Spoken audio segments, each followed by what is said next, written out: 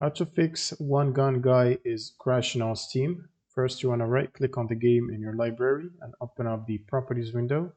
And then in launch options box, you want to type -d3d11 or -dx11. And then go to installed files and click on verify the integrity of game files and wait for this process to finish checking. Now, once this is done, you can basically close out of Steam and then check your GPU driver updates. So if you're having an NVIDIA GPU, you will need to install NVIDIA app and then open it up. And then you want to go to the drivers tab, and from here you can basically select game ready driver, check for updates, and download and install the latest game ready driver update. Next, you will need to open up a new browser tab and then search for Redist like this.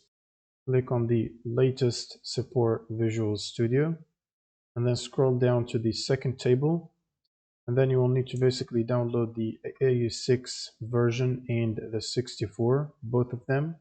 You'll need to download and install these.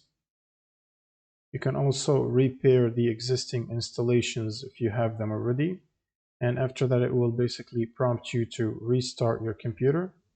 And after restarting your computer, you should run Steam as administrator before opening the game up. And then you can launch the game, and this should fix the crash. Thanks for watching and subscribe.